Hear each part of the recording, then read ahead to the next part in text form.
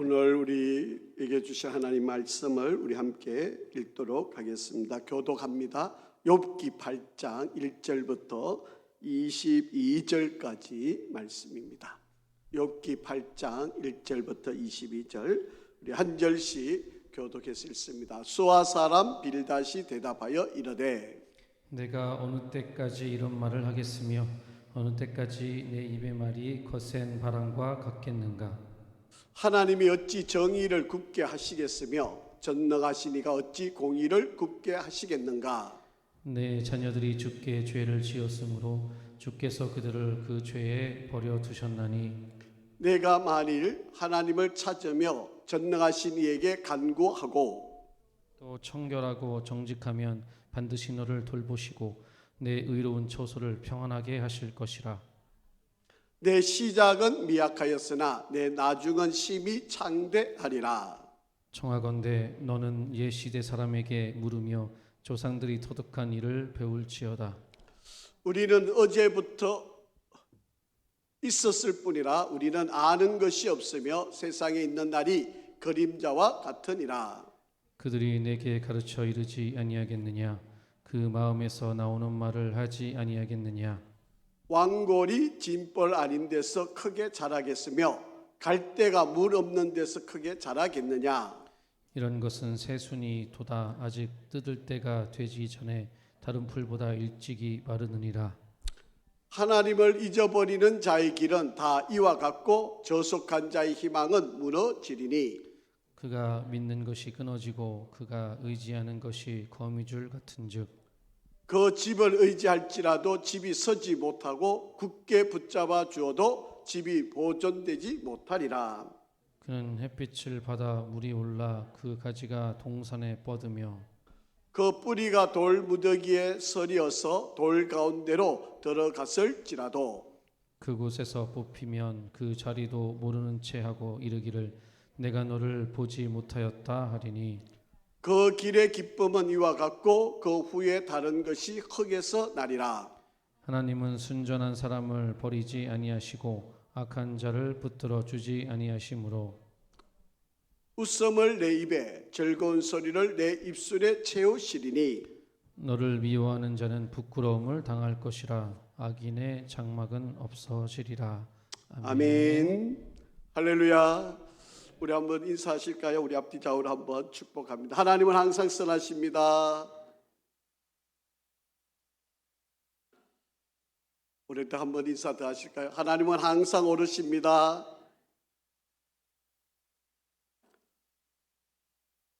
인사대로 믿으시는 거죠. 우리에게 좋은 일이 일어나면 누구나 다 하나님의 은혜입니다. 하나님의 뜻입니다. 이렇게 다 고백을 하고 인사하는데 정작 우리에게 좀 어려운 일이 일어나면 문제가 일어나면 우리는 하나님 왜 나에게 이런 어려움을 주세요? 하나님 정말 살아계시는 거 맞습니까? 이렇게 의심부터 하게 되죠. 그런데 여러분 지금 나에게 일어나고 있는 일은 하나님께서 나에게 최선으로 일을 하고 계신다. 우리 이런 믿음으로 우리에게 주어진 삶의 환경을 잘 이겨나가시기를 바랍니다. 우리가 너무 잘 알고 있는 애플이라고 하는 회사를 여러분 잘 아실 겁니다. 이 스티븐 잡스라고 하는 이 사람은 세계적인 애플이라고 하는 이 회사를 만들 때 이 자기 아버지 양아버지 차고에서 이 애플을 시작을 했습니다. 그래서 오늘날 전 세계에 가장 큰 영향을 끼치는 이 애플이라고 하는 회사를 만들게 된 것이죠. 최초로 만든 컴퓨터가 이런 모양이었습니다.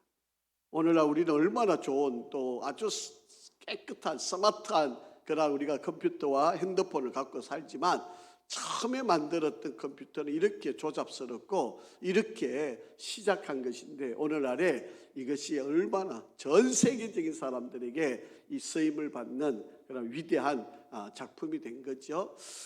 아마 사업하는 사람들 또 혹은 가정에 가장 많이 걸려있는 성구가 무엇인지 아시죠?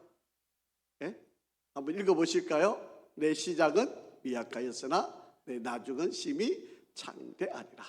이거는 하나님의 말씀이 아니고요. 누가 하신 말씀이에요?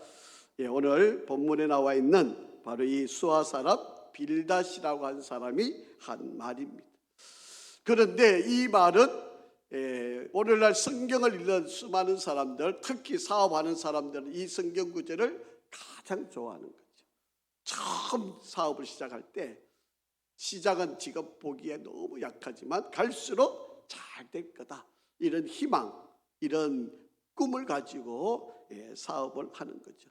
사실 솔직히 말하면요, 이 말은 이 욥에게는 사실은 맞지 않는 말이에요. 욥은 여러분 어마어마한 부자인데 아마 이것이 부모로부터 유산으로 받아서였을는지도 모를, 그 당시에 이 욥의 이 상황은요, 이게 막 처음 시작을 해가지고 부자가 됐는지 아니면 부모로부터 좋은 유산을 받아가지고 시작했는지 사실은 정확하게 명확하게 알 수는 없습니다. 근데 그 어마어마한 재산을 불려놓은 것을 보면 아마도 자기가 뭐 열심히 한 일들도 있겠지만 아마 부모로부터 유산을 받아서 이루어진 일이 아니었을까라고 합니다.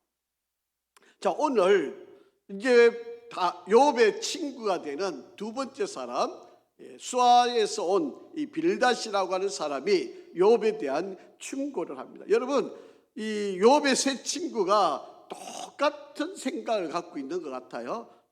뭐 오늘 우리가 본문을 읽어봐서 아시지만 이들도 너가 지금 이렇게 어려움을 당하는 것은 뭐 때문이다? 죄 때문이다. 너 아이들이 죽은 거, 그 아이들이 아마 죄가 있어서 그랬을 거야. 너 이렇게 사업 망한 거, 너 다 몰래 하나님 앞에 비밀리 지은 죄가 있어서 그래. 너 지금 이렇게 몸이 아픈 거 다 너 죄 때문이야.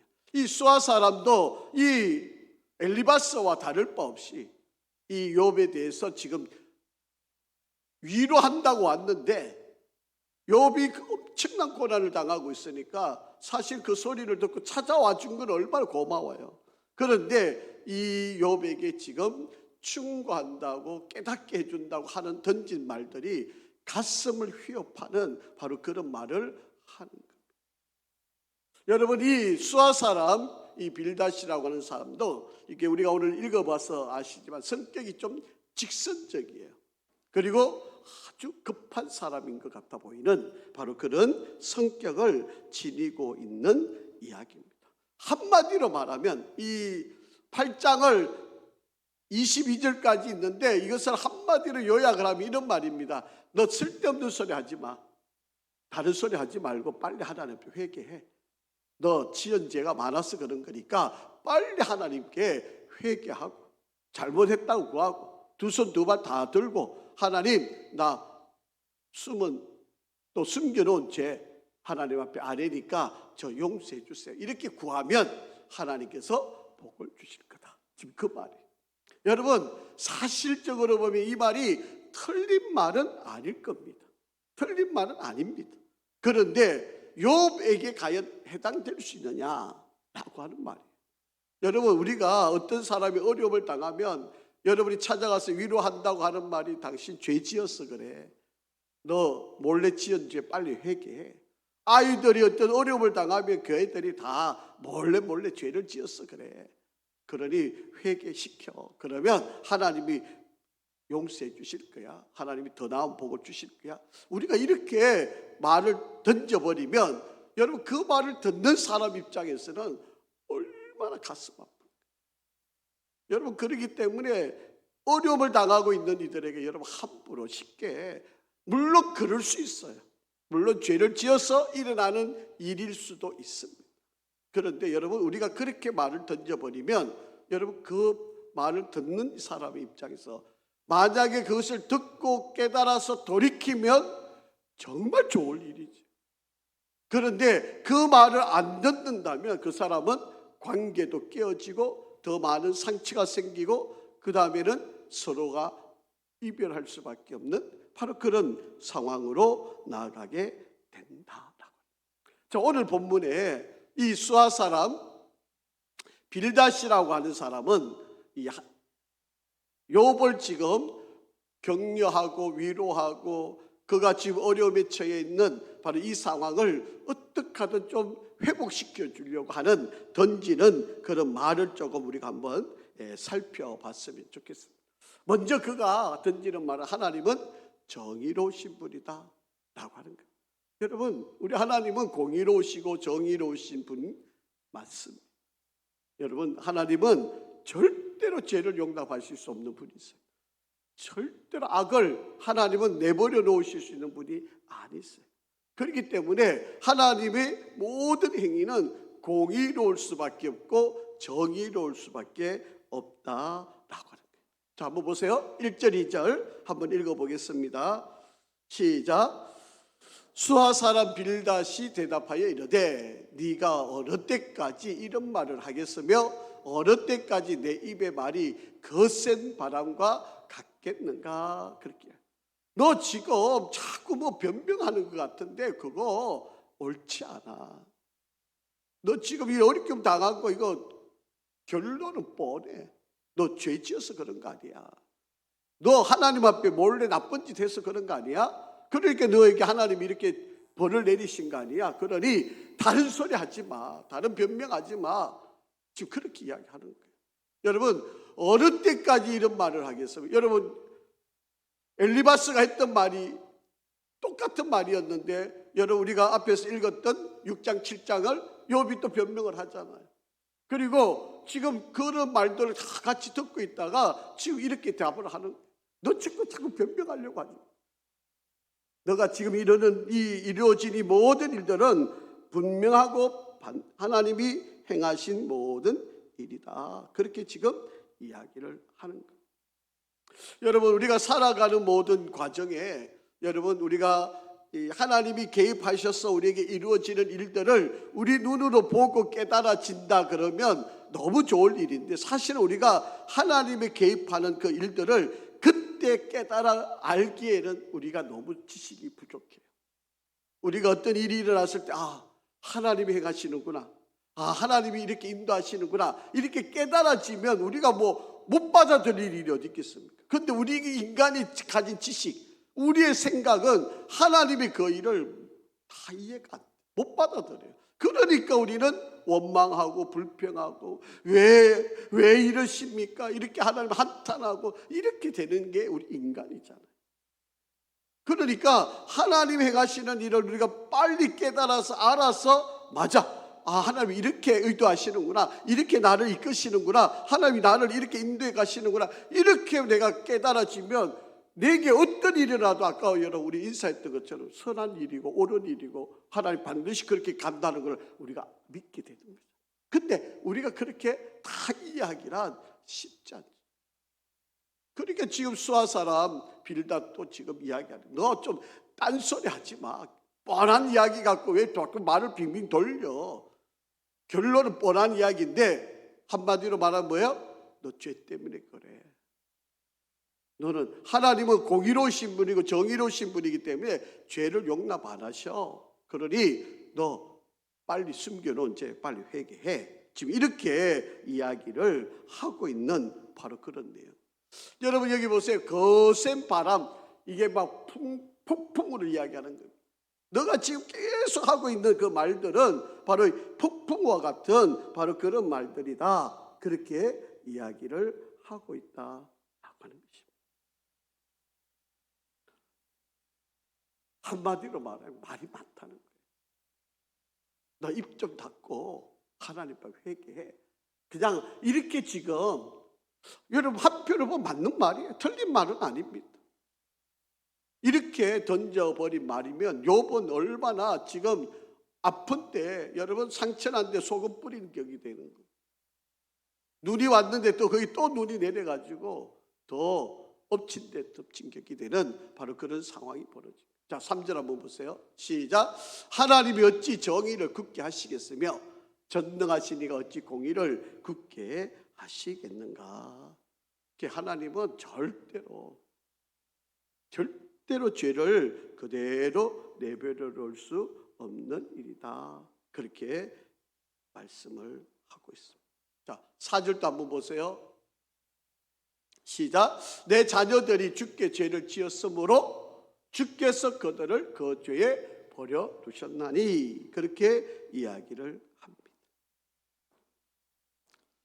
여러분, 사랑하는 자녀가 사실 부모보다 먼저 세상을 떠난다는 것은 너무 가슴 아프잖아요. 너무 괴롭고 힘든 일이지. 부모 입장에서 사실은 이거 참 그것도 한 명이 아니에요. 10명의 자식을 자기보다 앞서 보낸다고 하는 이 상황. 그런데 이 지금 빌닷이 와가지고 하는 내 자녀들이 죽게 다 죄를 지어서 그런 거야. 지금 그렇게 지금 이야기를 하고 있는 바로 그런 내용입니다. 한마디로 말하면 하나님 심판하셔서 그래. 이렇게 지금 던지는 말이에요. 이게 얼마나 가슴 아픈 일이야. 여러분, 욥은 사실은 그런 이야기를 받아들일 수가 없어요. 욥이 행한 일을 여러분 아시잖아요. 자식들이 생일 파티를 했을 때 혹여라도 그들이 죄를 지었을까 봐 하나님 앞에 화목 제물을 드리고 번제 제물을 드리고, 우리 아이들이 혹시라도 모르고 지은 죄들까지도 하나님 용서해 달라고 하나님께 얼마나 많은 제사를 드려서 이 아이들을 지키려고 바르게 세우려고 얼마나 노력했어요. 그런데 와가지고 쉽게 던지는 말이 그냥 아이들 그렇게 된 거 다 죄 때문이라고 이렇게 말을 툭 던져버리면 이거 얼마나 어렵고 힘든 이야기가 되느냐라고 하는 거예요.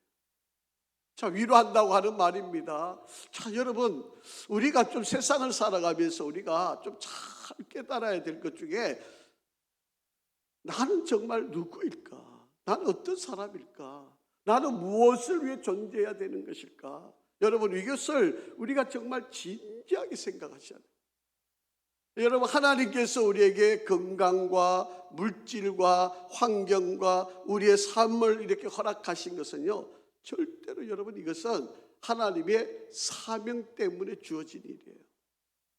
그렇기 때문에 저와 여러분은 내가 살아있는 한, 또 내가 건강이 있는 한, 내가 생명이 있는 한, 내가 물질이 주어진 이 모든 것, 이것도 다 은사이거든요. 그런데 하나님은 이 은사를 잘 사용하고 하나님께 오기를 우리 하나님은 원하고 바라시는 일이다.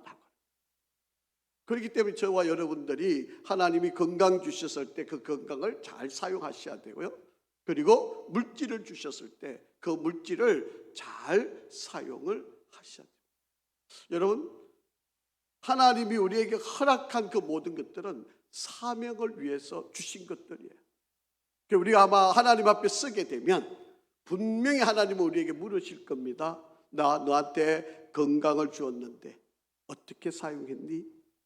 제가 하나님 주신 건강 가지고 이렇게 일을 하고 왔습니다. 이렇게 섬기다가 왔습니다. 이렇게 하나님의 나라를 위해서 헌신하다가 왔습니다. 우리가 여기에 분명한 답을 해야 돼요. 그리고 하나님 우리에게 물질을 주셨을 때 이 물질을 가지고 하나님의 나라를 위해서 내가 어떻게 사용을 했는지 분명한 답을 갖고 우리가 하나님 앞에 서야 돼요. 만약 이걸 모르고 그냥 나의 그냥 이익을 위해서, 나의 그냥 편리를 위해서, 나의 삶만 위해서 썼다면 하나님 앞에 가면 우리에게 주신 그 은사들의 책망을 받으실 수밖에 없어요. 여러분, 5달란트, 2달란트, 한 달란트 비율을 너무 잘 아시잖아요. 1달란트를 땅에 묻어놨다가 주인이 왔을 때 그 1달란트만 가지고 나간 사람, 주인이 뭐라고 책망해요? 차라리 은행에 맡겨서 이자라도 받아오지. 그거를 땅에 묻어놓고 그냥 그대로 가져온 거, 이거 가지고 하나님이 책망하셨대요. 그게 달란트를 활용을 하라는 거예요. 사람들이 그 하나님의 마음을 모르니까 내가 이거 혹시 1달란트 내가 이거 쓰다가 손해보면 어떡해? 하나님은 그걸 원하시는 게 아니에요. 일을 하다가 손해볼 수도 있고 잘못될 수도 있고 그게 그거 할 수 있잖아요. 그걸 탓하시려고 하는 거 아니에요. 내가 준 달란트를 어떻게 썼느냐, 활용을 했느냐.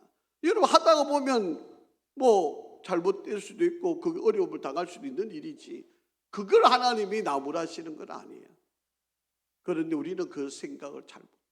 여러분, 우리가 삶의 목적이 하나님의 영광을 위한 일인데 정말 우리가 하나님의 영광을 위해서 우리가 어떻게 살아가고 있는가라고. 그러니까 지금 이 수아 사람 빌닷은요, 지금 너 하나님이 그렇게 많이 줬는데 너 그것 가지고 너만 위해서 살려고 그런 거 아니냐고 막 비난하고 손가락질하고 책망하고 있는. 그러니까 하나님이 너 벌 주신 거 아니야. 지금 이렇게 지금 막 공격을 하고 있는데요. 물론 한편으로 보면 맞는 말인데 한편으로 보면 옳은 말은 아니에요. 자, 그래서 이 사람이 욥을 권면하면서 하는 말이에요. 자, 5절 한번 읽어보죠. 시작. 네가 만일 하나님을 찾으며 전능하신 이에게 간구하고, 그렇게 하나님께 회개하라는 거예요. 너 하나님 앞에 가서 잘못했다, 하나님 용서해 주세요. 내가 이렇게 숨겨놓은 죄 하나님 앞에 다 고백하오니 나를 용서해 주세요. 그렇게 지금 이야기를 하고 있다라고 하는 거예요. 여기 찾으며라고 하는 말은 히브리 단어로 보니까 테사헤르라고 하는 말인데요, 도움을 위해서나 만나기 위해서 하나님이나 어떤 대상을 열심히 찾는 것을 의미하는 거예요.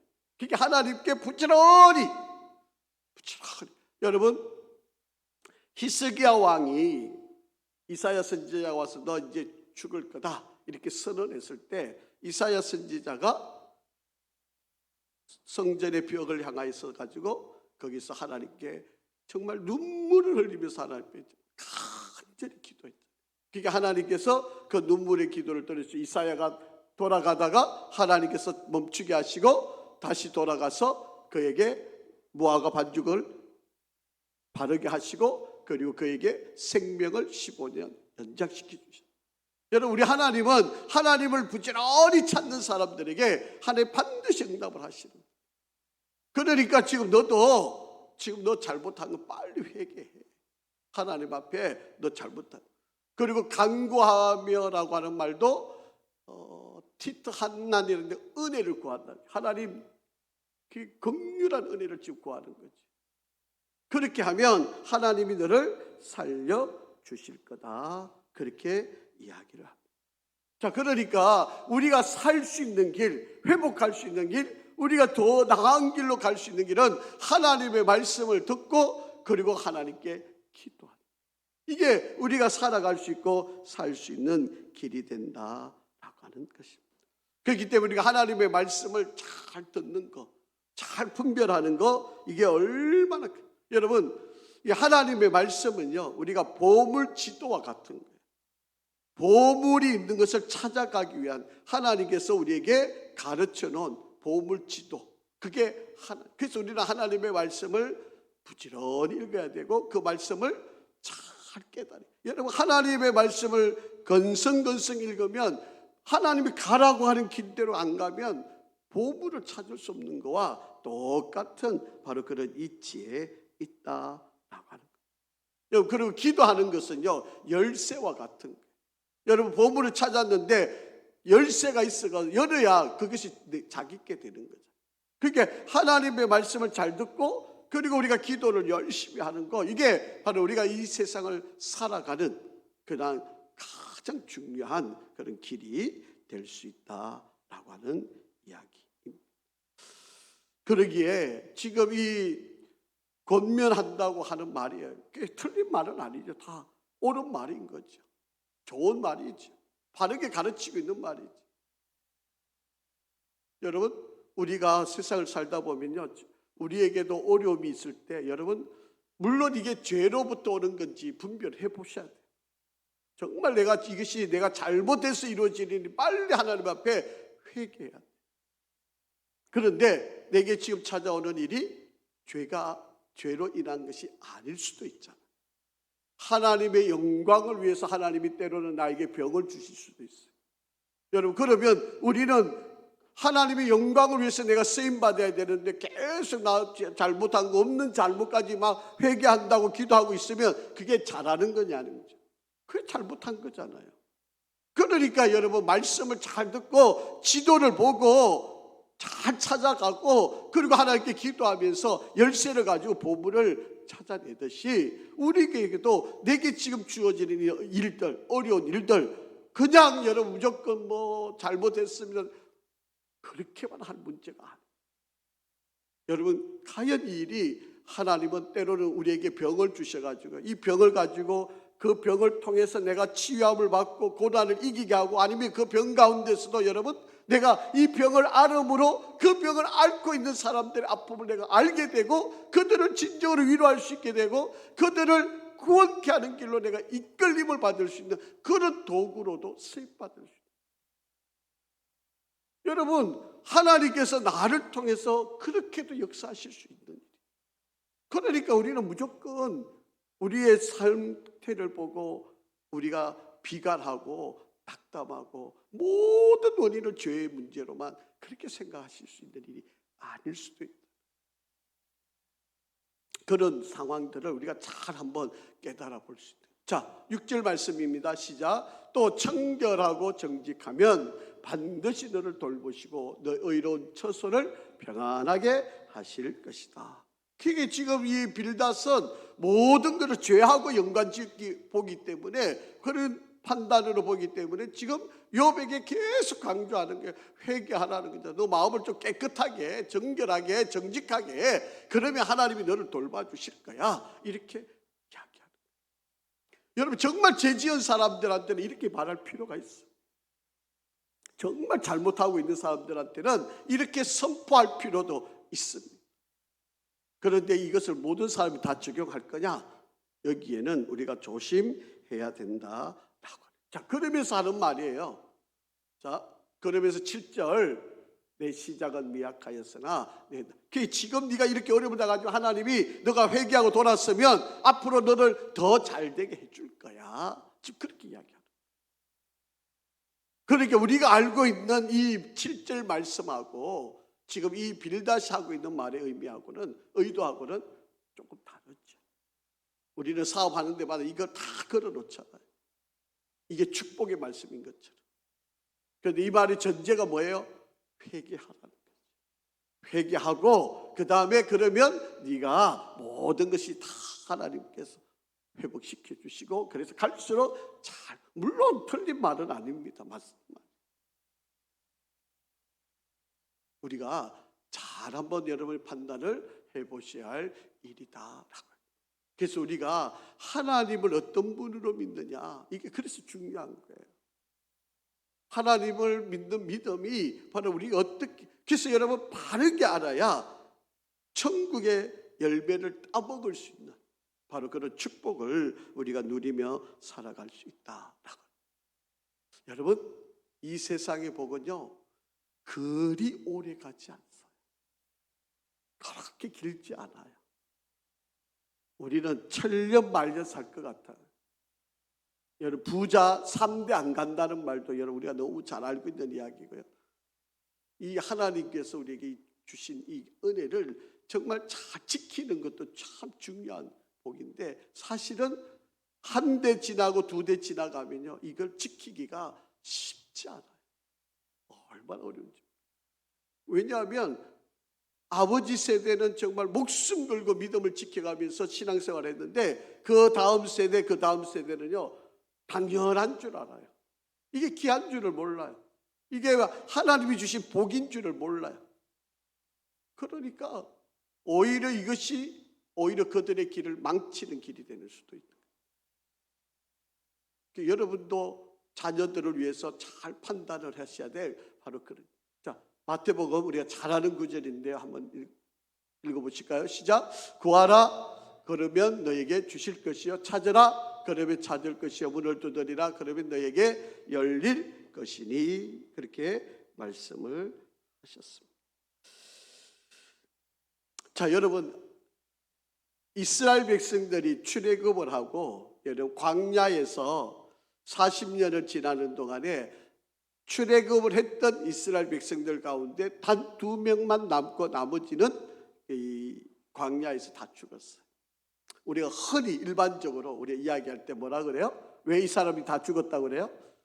하나님을 저버리고 우상을 숭배하고 죄를 지어서 그렇다. 그렇게 우리가 일반적으로 그렇게 이야기하잖아요. 그런데 여러분 광야에서 죽은 사람이 다 죄만 지어서 죽은 사람들일까요? 그렇지 않은 분들도 있잖아요. 여러분 나이가 들어서 돌아가신 분도 있고 병이 걸려서 죽으신 분들도 있고 뭐 여러 가지 상황들이 있을 수 있겠다. 그런데 일반적으로 가나안을 들어간 사람들은 은혜로 잘 이겨낸 사람이고 가나안 땅에서 들어가지 못한 사람은 다 하나님 벌 받아서 죽고 그런 것만은 아니에요. 우리가 일반적으로 이야기를 좀 쉽게 한다고 하니까 그렇게 하는 표현이지, 여러분 광야에서도 여러분 열심히 산 사람들이 많아요. 광야에서도 믿음대로 살려고 했던 사람들이 많아요. 그렇기 때문에 여러분 우리가 일반적으로 모든 이야기를 그렇게 쉽게 던져놓을 수 있는 것이 아니다라고. 자, 그래서 우리 인간들은 지나간 세대에게 지식을 배워야 돼요. 우리의 선배들, 우리의 부모들, 앞서갔던 성도들의 신앙들을 우리가 어떻게 그들이 살아왔고 그들이 어떻게 믿음의 길을 걸었는지를 우리가 좀 잘 분별을 해볼 필요가 있다라고 하는 겁니다. 여러분, 욥의 아들, 딸들이 한꺼번에 죽임을 당했어요. 여러분, 우리 솔직히 우리가 이야기를 하면 여러분도 다 생각을 그렇게 하시고 있을는지 모르겠는데, 여러분 천국이 이 생보다 더 낫다. 혹시 여러분 그렇게 믿으시나요? 그래도 사람들은 뭐라 그래요? 개똥 안에서 굴러도 이 생이 낫다. 이렇게 생각하는 사람들이 많잖아요. 그런데 여러분 우리는 솔직히 주님이 계신 그곳에 하루라도 빨리 가고 싶다. 자살하라는 이야기는 아니고요. 여러분 우리가 천국에 가는 게 우리의 오매불망, 우리의 소망인데, 한편으로 보면 욥의 아들 딸들이 이 땅에 사는 것보다 빨리 하나님이 데리고 가신 거, 한편으로 보면 축복이 아니에요. 이 땅에 있으면 죄만 더 짓지, 조금이라도 죄를 덜 짓고 천국에 가서 주님과 함께 지낼 수 있는 은혜를 누린다면 그냥 한편으로 생각해 보는 거예요. 그렇다고 우리가 빨리 죽기 위해서 노력해야 될 그런 필요는 없어요. 그런데 우리는 천국이 이 땅보다 더 낫다고 우리 다 그렇게 믿고 살잖아요. 제가 이제 내일 이제 신학생들 강의를 이제 성결교회 재림에 대해서 제가 강의를 해야 되거든요. 제가 지금 강의를 이렇게 쭉 준비를 하다가 이제 종말에 대한 신앙의 문제를 제가 이제 신학생들한테 좀 강의를 하려고 이제 준비를 했는데, 여러분 우리가 가만히 생각해 보면 빨리 주님 만나고 주님과 함께, 우리 앞서갔던 성도들은 지금 주님과 얼마나 천국에서 행복하시고 눈물도 아픔도 죽음도 황금길을 걷고 보석 12개의 문을 지나가고, 여러분 뭐 데리스 같은 뭐 황금길이 막 눈에 펼쳐져 있고 사시사철 과실이 매이고 이런 천국에서 지금 우리 믿음의 선배들이 지내고 있는 것을 우리가 믿는데, 나는 하루 빨리 갔으면 좋겠다. 하루라도 난 천국에 빨리 가고 싶다. 이렇게 생각할 사람들이 있을까요? 아마 쉽지 않을 것 같아요. 어떻게 하다 하루라도 더 살아야지, 아등바등거리고 막 어떻게 하든 막 그러지 않을까요? 여러분 우리가 믿음의 길을 걷는다는 것은 믿음의 선배들, 한편으로 보면 이 아이들이 뭐 좀 여러분 혹시 오해 안 하시기를 바랍니다. 이 아이들이 죄를 덜 짓고 천국에 갈 수 있다라고 생각한다면 여러분 우리가 어떤 생각을 가질 수 있을까요? 제가 이제 팀 켈러라고 하는 목사님이 이제 쓴 책이, 자그마한 책이 이제 3개가 있는데, 출생에 대해서, 태어남에 대해서, 그 다음에 이제 결혼에 대해서, 그 다음에 죽음에 대해서, 이제 팀 켈러 목사님이 이제 암에 걸려서 이제 돌아가셨는데, 이분이 이제 그 마지막 아픔에 대해 살아계실 때 이 죽음에 관해서 책을 이렇게 쭉 이제 자기가 암에 걸려서 고단 당하고 있을 때 주변의 관계들을 보면서 책을, 아주 자그마한 책인데 쓰셨는데, 이 책을 읽어보면 이 죽음이 너무 우리가 소망하는, 우리가 기대하는 아름다운 귀한 일들인데, 정작 이 경험하는 사람들에게는, 또 이별하는 사람들에게는 큰 아픔인 거예요. 그런데 사실은 우리는요, 우리가 분명히 가져야 될 것은 천국이 이 생보다 더 나은 것이고, 내가 여기서 오래 살면 천국의 삶은 조금 더 짧아지는 거 아닙니까? 그런 거 아닌가요?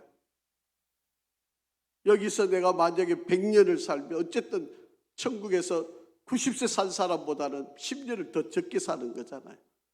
우리가 그렇게 바라는 천국인데, 그렇게 소망하는 천국인데, 그러니까 한편으로 생각하면 이 욥의 아이가 죽음이 어떻게 보면 우리가 그렇게 상상하는 것처럼 괴롭고 아프게만 생각할 수 있는 길들이 아닐 것이다. 그렇게 바라볼 수 있다. 자, 8절 9절 한번 읽어보실까요? 8절 9절 시작. 청하건대 너는 옛 시대 사람에게 물으며 조상들이 터득하던 일을 배울지어다. 우리는 어제부터 있었을 뿐이라. 우리는 아는 것이 없으며 세상에 있는 날이 그림자와 같다. 그렇게 이야기를 합니다. 정말 우리가 세상을 살아가면서 정말 이 세상의 삶이 우리에게 그리 길지 않는 그런 세상의 길을 살아가는 우리의 모습이다. 그래서 정말 여러분, 우리가 우리 사랑하는 이들에게 정말 좋은 유산을 물려줄 수 있는 바로 그런 믿음의 길을 걸어가는 것이 참 중요하다. 그래서 우리가 믿음의 선배들, 신앙의 선배들로부터 좋은 믿음의 유산을 우리가 잘 물려받을 수 있다면 이것보다, 그래서 여러분 우리 자녀들에게 이 신앙의 하나님에 대한 귀한 은혜를 내가 누렸던, 또 내가 알고 있는, 또 내가 믿고 있는 그 하나님을 우리의 사랑하는 자녀들에게 잘 전해주는 것이 중요합니다. 그러니까 여러분, 신앙생활이 헛되지 않게 처음부터 말씀 안에 잘 붙들림을 받아서 자라갈 수 있도록 우리가 가르쳐주는 거예요. 여러분, 우리 아이들이 이게 인생을 허비하면 안 되잖아요. 여러분, 우리가 가야 되는 길이 빤한 길이고 이 길로만 가야 우리가 확실한 은혜와 구원과 하나님의 복이 있는 길임을 뻔히 아는데 우리 아이들이 그냥 인생을 허비하게 보내게 만들어서 안 된다. 그러니까 우리가 그 지혜를 우리가 바르게 빨리 잘 가르쳐주는 바로 그런 길을 가는. 제가 오늘 이 빌닷이라고 하는 사람이 이제 세 가지 인생의 비유를 설명해요. 하나는 왕골 이론이라고 하는 이야기인데, 자 11절 12절 한번 읽어보겠습니다. 우리 인생이 참 무가치하다. 이제 그것을 설명하기 위해서 하는 말이에요. 자, 한번 11절 12절 읽습니다. 시작. 왕골이 짐벌 아닌 데서 크게 자라겠으며 갈대가 물 없는 데서 크게 자라겠느냐. 이런 것은 새순이 돋아 아직 떠들 때가 되기 전에 다른 풀보다 일찍이 마르니라. 그렇게 이야기를 합니다. 여러분, 이런 이제 히브리 말로 파피루스라고 하는 건데, 사실 이것은요 뜯어 놓으면 금방 말라버려요.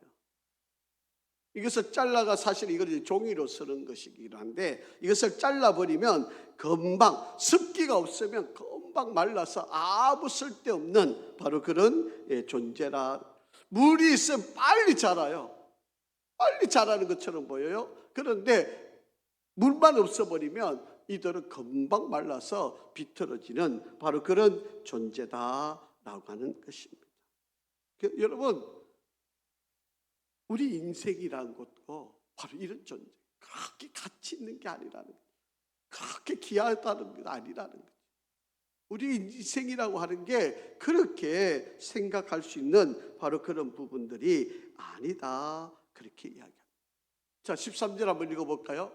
하나님을 잊어버린 자의 길은 다 이와 같다. 저속한 자의 희망은 무너진다. 그렇게. 하나님 없는 인생 다 이렇게 될 수밖에 없다.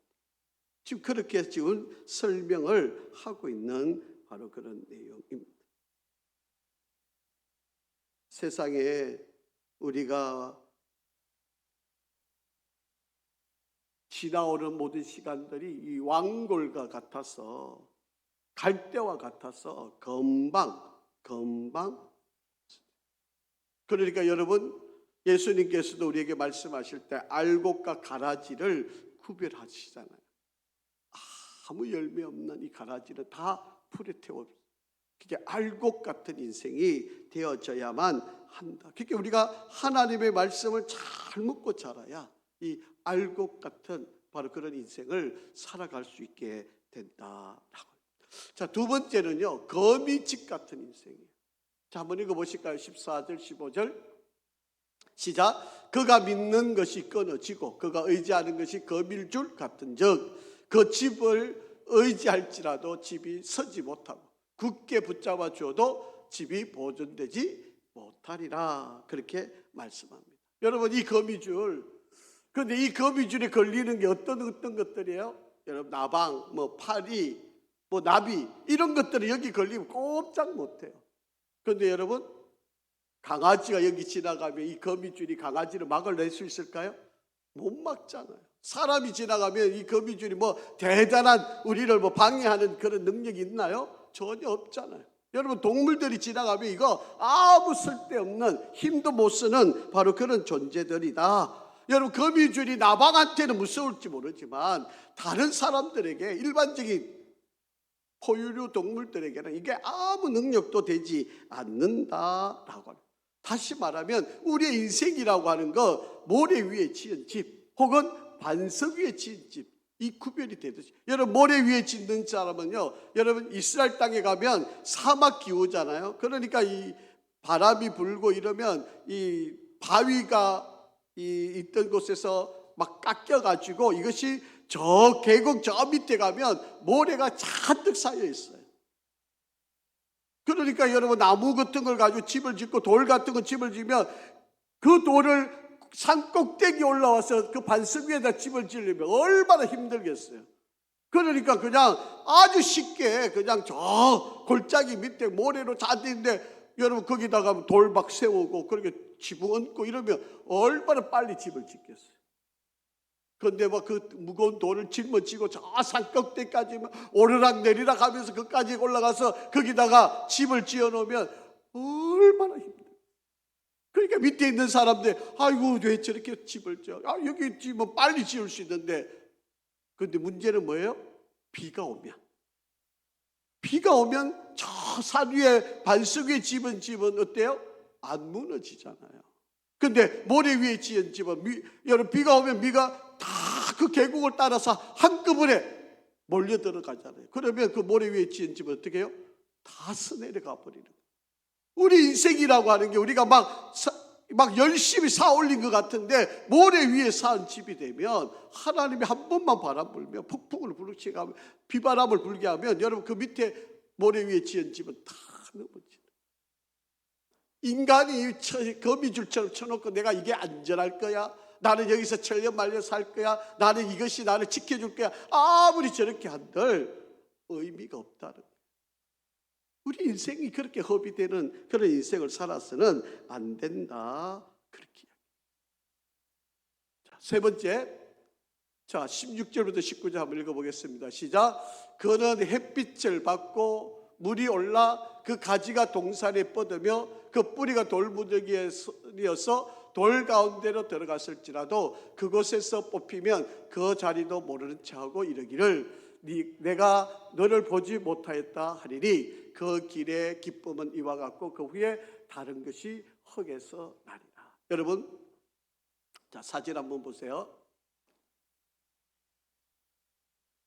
여러분, 이런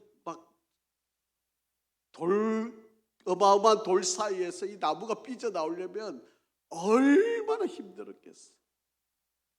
그런데 이 나무들이 이곳에서 살아남으려면 얼마나 일을 쓰겠어요.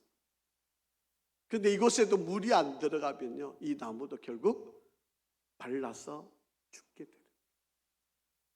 여러분, 이제 우리 교회가 이제 교회를 짓고 지금 이제 17년, 18년이 됐는데, 여러분, 우리 교회 여기 철길하고 이 사이에 나무를 많이 심었잖아요. 그게 처음에 심을 때는 아마 자그마한 나무 심었겠죠. 근데 벌써 17년, 18년, 오늘 이제 이 철도청에 사람들이 이제 나와서 제가 만났는데, 이게 이제 나무가 자라니까 뿌리가 깊숙이 내렸고 그 뿌리가 자꾸 옆으로 뻗어나가잖아요.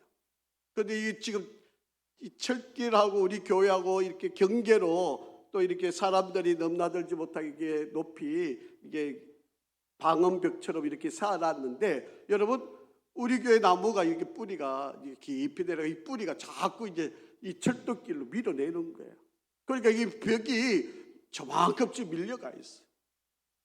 지금 그렇게 돼 있어요. 그러니까 이 철도 측에서 여기 와서 이거 빨리 보수 공사를 해야 되겠다고 지금 그렇게 오늘 이야기합니다. 그래서 제가 부탁을 했어요. 이 나무를 좀 당신들이 와서 다 베어달라고. 우리가 베기는 너무 힘들고 어려우니까 이 뿌리도 다 뽑아내고, 안 그러면 또 새나도 또 밀려나갈 거 아니냐. 그렇게 당신들이 옆에 있는 이 처음에는 작은 나무를 심었는데 이게 갈수록 이렇게 되니까 이 나무들이 뿌리가 되다 보니까 이 점점 여러분 적어도 여러분 앙코라트라고 가는 곳에 가면요, 그 며칠 년 전에 지은 그 어마어마한 그 성이 씨앗이 그 돌들 틈 사이 들어가 가지고 그것이 자라 가지고 성을 다 무너뜨려 놓은 거예요. 이렇게 대단한 것처럼 보이지만 이것도 물이 없으면 다 아무것도 아니에요. 우리 인생이 이 왕골처럼, 그리고 거미줄처럼, 그리고 이 큰 바위 섬타에서 막 생명력 있게 자라난 나무처럼 대단한 것처럼 보이지만 물이 없으면 다 말라서 없어지는 인생입니다.